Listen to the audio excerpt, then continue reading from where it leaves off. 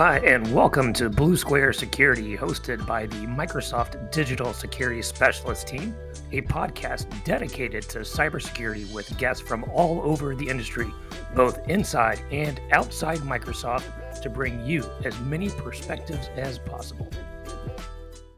There are some AI products that I have been providing in the marketplace specifically for some of my contact centers that do call transcriptions and have natural language processing and things like that to be able to pull real-time analytics for quality assurance, quality management. So that was just a little snippet of our second half conversation with Byron Braun. As we go through the second half of this conversation, we're going to talk a little bit more about Teams voice and replacing legacy phone systems, a little bit about Azure migrations and network diversity, and then obviously we're going to be talking about AI and ChatGPT, as we just alluded to. So thank you for joining the second half of our discussion with COO Byron Braun of Cloud and Wire. Enjoy. But that brings up a good point. Dealing in all the different industries, Sure. Your customer base. How many are considered Microsoft shops, AWS, Google Cloud? What have you seen? Yeah, great question. I would say 75-80% of customers are Microsoft consumers. I mean, they just are, right? And more folks are using Office 365 in some shape or form. As I stated earlier, 99% of my business is referral based. So my referral partners could be real estate brokers that are doing transactions. I have plenty of Microsoft partner managed service providers that I work with that bring me in because they don't want to deal with the telecom, or they know someone's overspending, or hey, we're rolling out an enterprise Wi-Fi and we need dedicated network and all this to support it, sort of thing. But I'd say 80-90% of my customers are Microsoft shops already. I shared this earlier, a lot of Teams voice. So help customers look, hey, we've got a legacy phone system. We want to move that out to the cloud. We're an Office 365 user, and help them explore what that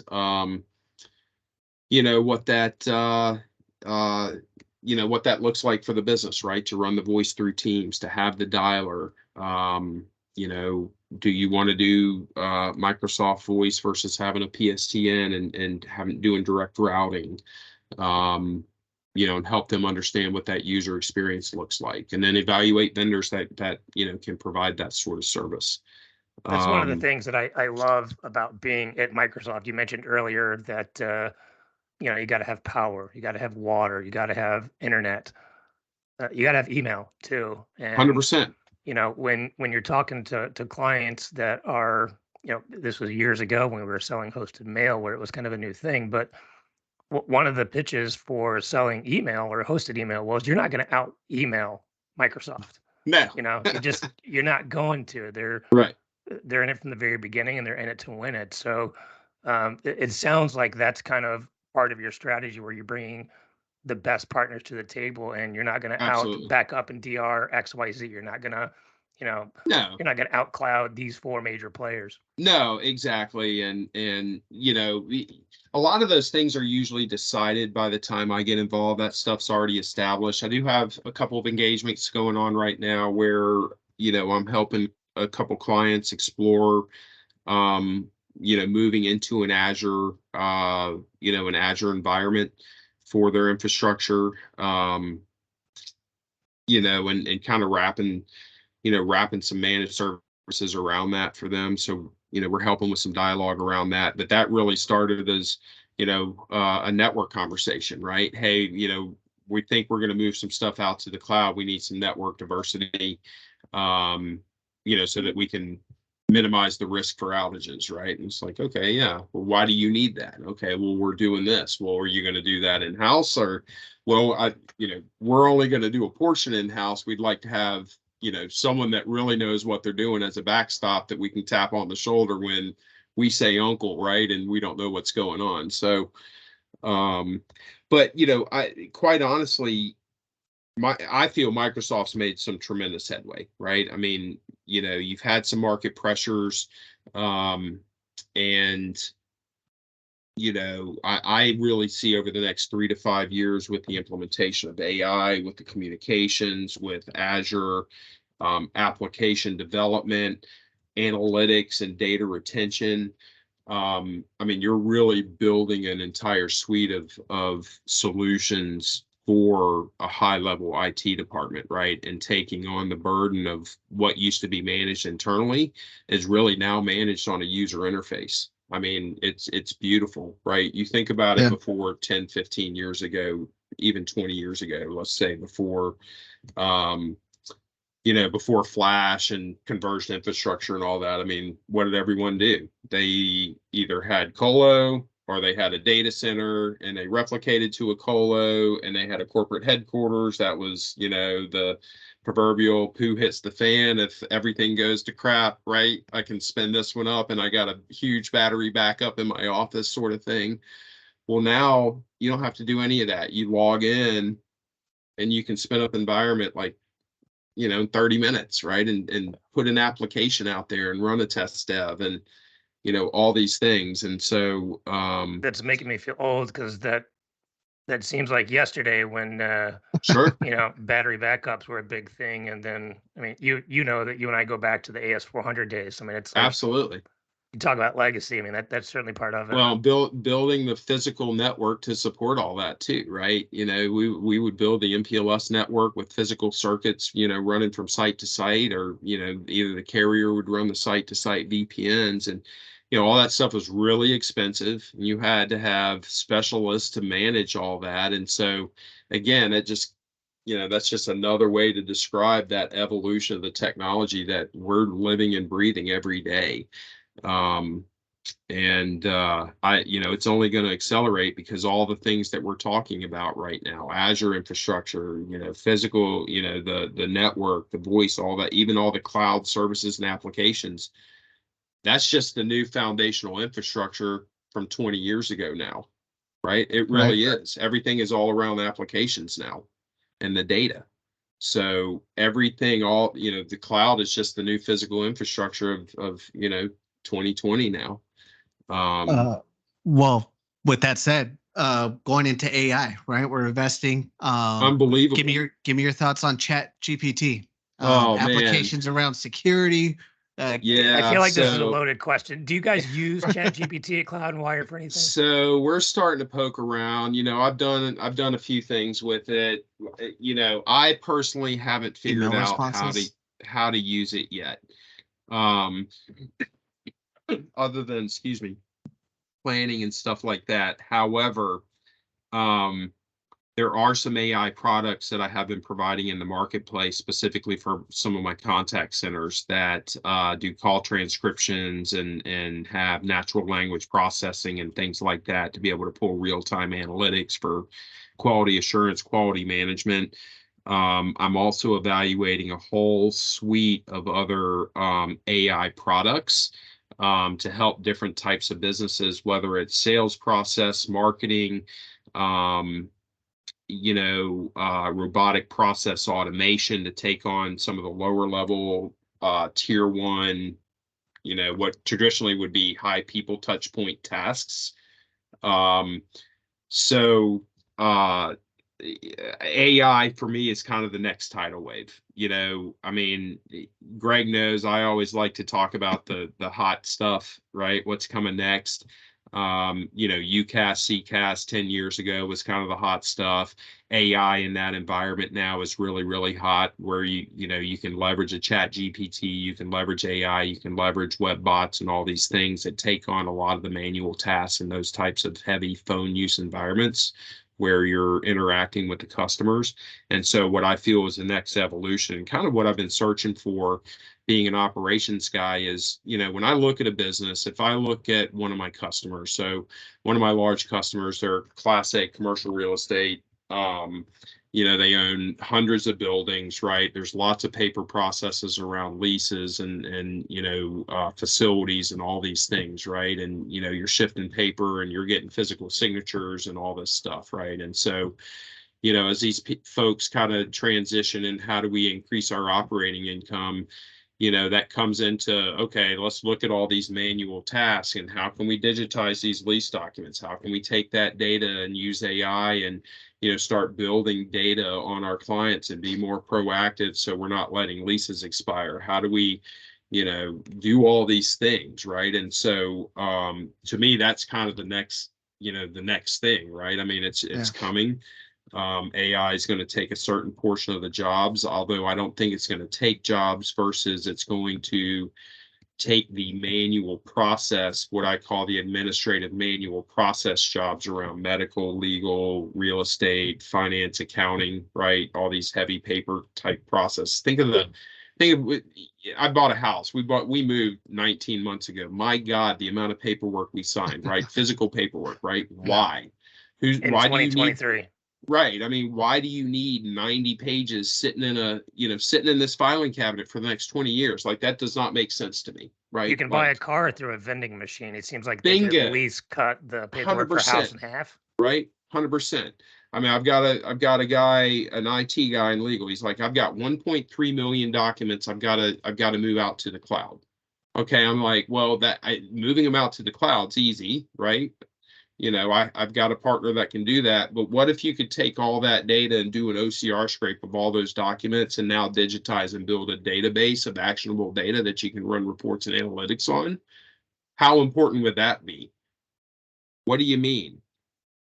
Okay, let's take a step back here, guys, right? Why are you keeping the paper in the first place, right?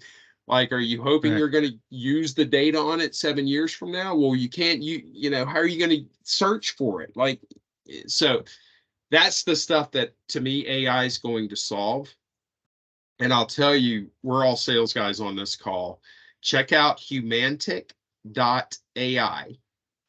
Go get a free trial, install it on your browser, and go do a LinkedIn search. So what this does is, this is another AI solution. If you're a salesperson and you're looking for a target, right, and you search somebody on LinkedIn or have their email address, it will go scrape the web, build a personality profile on them for you. It will help you craft an introductory email so that you can get the best, highest response rate based on that person's personality. It will tell them if your personality matches up with their personality and if you're a match to sell to them. Wow. So that's the hot stuff that's out there, right? Yeah, I don't think I had this conversation with somebody yesterday that, you know, they fear that AI is going to take over jobs, and the example that was given was go search LinkedIn. How many more jobs are in IT now than there was 10 years ago? So how many more jobs than 30 years ago? 100%. I'm going to share another screen. I've already built. So in my industry, I've kind of built a what I consider some AI companies that could help some of the customers that I'm having.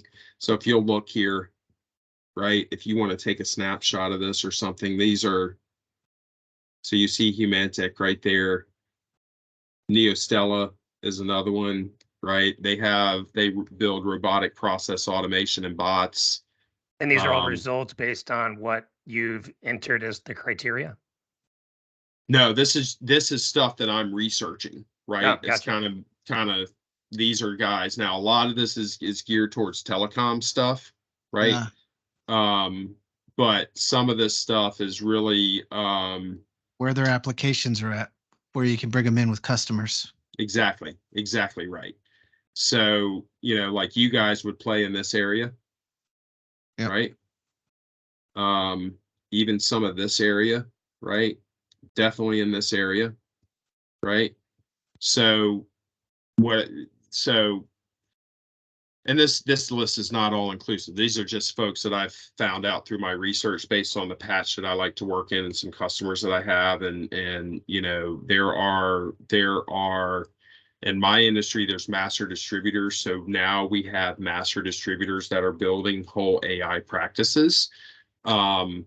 And so if I think about 1996, telecom deregulated, right? and we were still selling phone lines and physical PRIs and stuff like that. Well, now all your voice is just a piece of software. It's no different than your smartphone, right? You talk hyper-converged, right? You think 20 years ago, you had an iPod, you had a DSLR camera, you had a calculator, you had all these things. Well, now these are all just apps on this, right? AI is going to be the same way, guys. So because what I feel, and again, this is what I feel the next wave is, where the next selling cycle is going to come for someone like me, AI now can develop its own products and solutions based on what's already out there to go solve customer problems, right? To me, that's the next level of AI. Yeah, This it's an stuff evolution is of technology in general. right. So what you're going to see is you're going to see a blue million companies come out and develop all these AI solutions that solve little point problems, right? I mean, you watch over the next 24 months, you're going to see how many IPOs, how many companies are going to go out and get VC money. I mean, it's going to be ridiculous, right? I mean, it's the same thing that happened with UCaaS, CCaaS, 15 years ago. Well, now that industry's consolidated. You've got the big guys, and then you've got your niche players. And then you got Microsoft and Google getting into that. AI is going to be no different. I mean, you're going to have a blue million players come out because AI is just a platform. You can build anything on it. It's just any application you can think of. My gosh. So Yeah, now the you're getting publication into that we put out 3 months ago. We're putting 10 billions into open AI. I mean, it was yeah. good prior to that money. I imagine. Well, so OpenAI is just a foundational platform. That's it. OpenAI is pouring the concrete to be able to build the Class A 50-story building on top. No, it's exciting. I mean, there's it's people obviously that have unbelievable. hesitation, but the people that there's some people that are public about it, right? And I'm not going to name drop because these are people that I don't know, Sure. but they're very big public figures, and they've got hesitation around it. But from what I have heard, what I have seen, what's on the roadmap, it's depicting exactly what you just said. It's going to take a bunch of little issues or problems or mundane tasks and automate it, and eventually just allow your team of talent to focus in on what they're supposed to be focused on and not wearing 10 hats. Well, just so, do we have a little more time? Yeah, we've got 2 more questions, but we can split this up however we need it. I need to make another comment here. So, realistically, just think what AI is. Okay. All AI is you've developed logic to go search a database, and it's doing it automatically. That's it. It just has enough data. You go look up, how much data do we collect now, right? Every day we're saving more data every day than hundreds of years before us, right? Pictures, tracking, all this stuff. And so just to give you a tangible example, Microsoft is analyzing 24 trillion threat signals on a daily basis. Right. I mean, that is a massive number.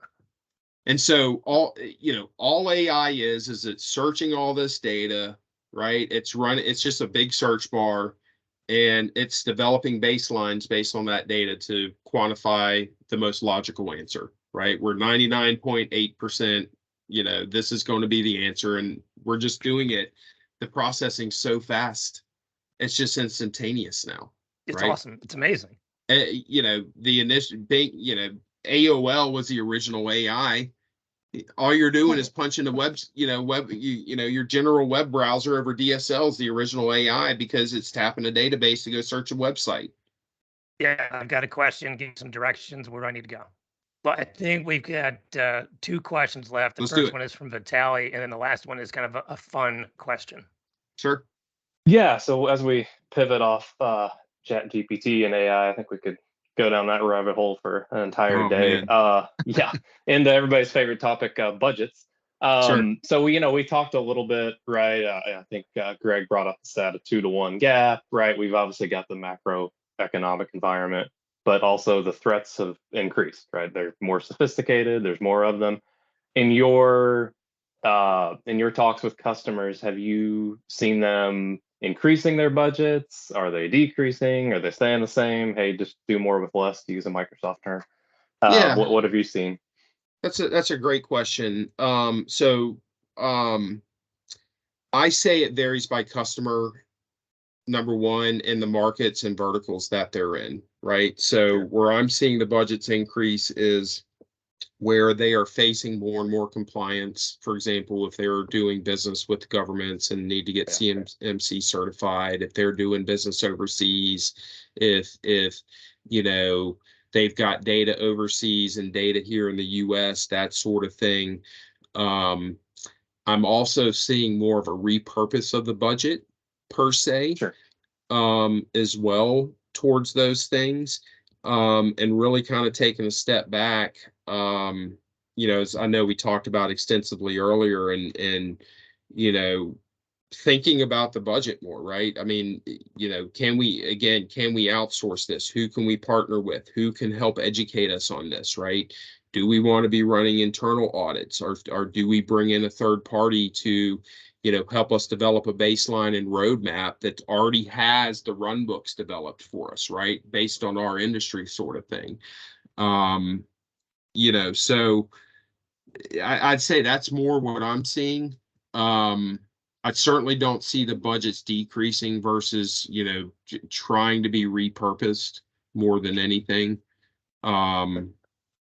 So. No, it's good. Have you, Go ahead. Sorry, Greg. No, I was gonna say, so, and have you, at some of the bigger customers, right? Have you seen the board getting more involved in cyber? I mean, a lot of them now have security people sitting on boards. Yep.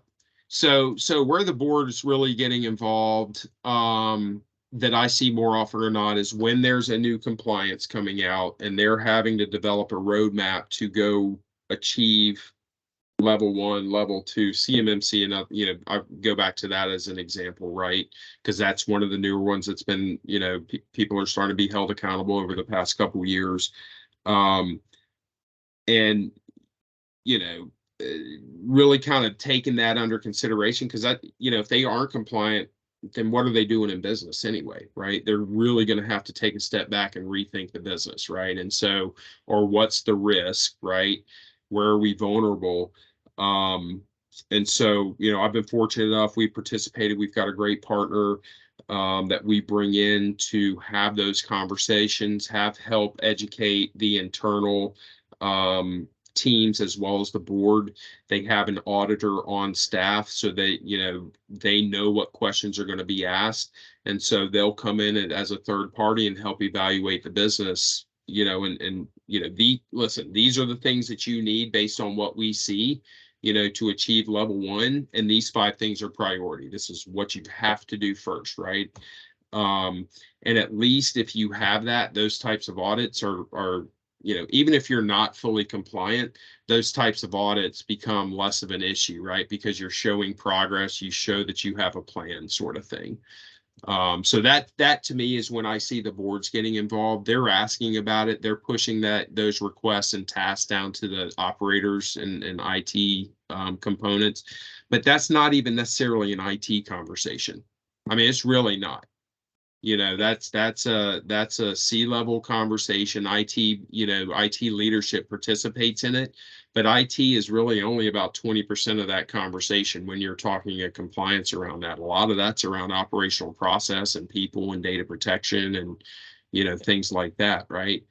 And sometimes you don't even want IT involved in it at all, right? I mean, let's face it, because they're not adding value, right?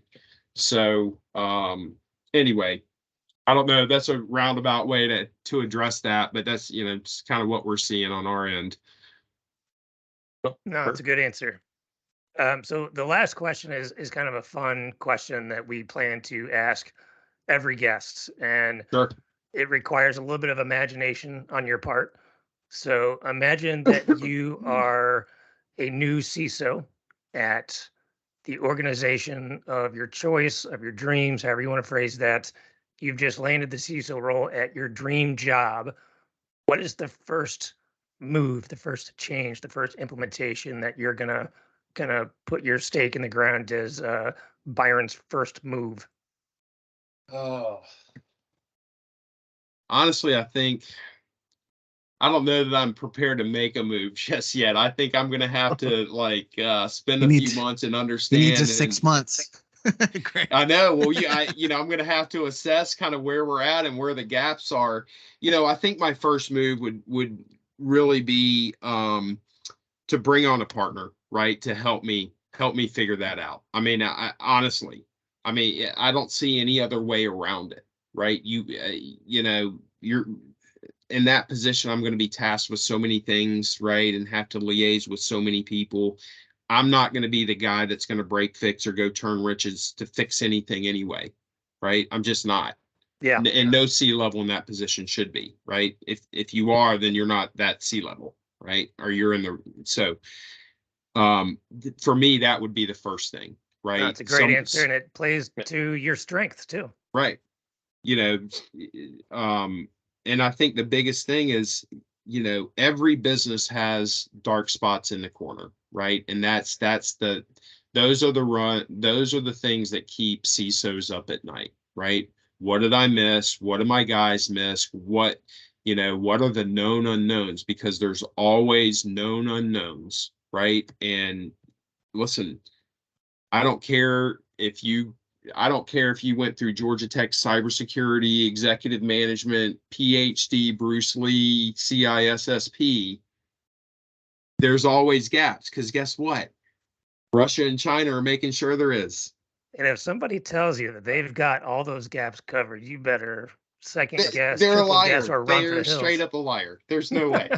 Right? I mean, let's face it. And I say that laughingly, but in reality, there's just no way. There's no way. There's always going to be gaps. There's always going to be openings because you're always going to be in reaction mode against these state actors, right? And so it's just a matter of how quickly can you identify it, recover, and put yourself in a better position so that you're not reacting when it happens again. I mean, that's the big picture strategy right there, right? Oh, that's a great answer. So if somebody wants to get in touch with Cloud and Wire or with you specifically, sure. How do they do that? And is there something that you wanted to put front and center as far as Cloud and Wire going to market? Yeah, I mean, easiest way to get in touch with me is just, give me a call, shoot me an email. That's typically how I get engaged. As I stated earlier, usually I'm brought in to solve a problem or there's an impending event. But I'm a curious guy. I ask a lot of questions. I like to have a lot of context into the whys and hows. Okay, we're going to go spend $2,000 on a backup circuit. Okay, why?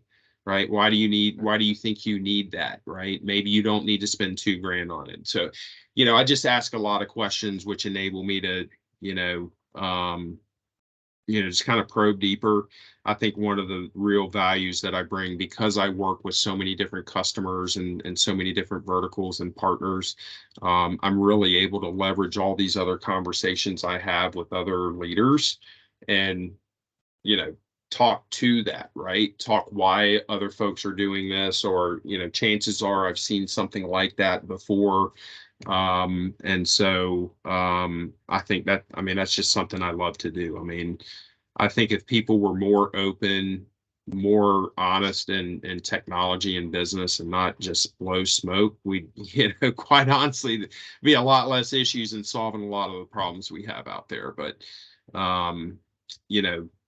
sometimes technology adoption is scary. I'm no different, right? You just kind of gravitate towards what but doesn't mean it's always the best thing to do. So true. Well, I think we're at a spot where we can probably call it a day. So I just want to say thanks for giving us some of your time. Yeah, I always appreciate This enjoy was fun. talking business. Yeah, thank you very much. No, I enjoyed it. I really did. Hopefully I didn't talk too much, but I've got a lot of opinions. All I good. don't know their opinions, but sometimes people see me as a crazy uncle on the front porch, or the guy trying to help them. So, We get enough likes, enough views. We'll bring you back. Second round. yeah, Well, I was say first guest that'll live on Yeah. Right on. Great, thank you. Well, I'm humbled. I really appreciate it. If I can help any at all, please let me know. Greg, always a pleasure. David, Michael, pleasure to meet you guys on this as well. Same here. And thank you once again for having me this afternoon. Well, that wraps up our conversation with Cloud and Wire COO Byron Braun. We covered a lot of ground from telco to Azure to ChatGPT and artificial intelligence. We've got a lot of exciting and interesting guests lined up, so we hope that you'll tune in for the next episode. Thanks so much for giving us a little bit of your time today. Have a great one.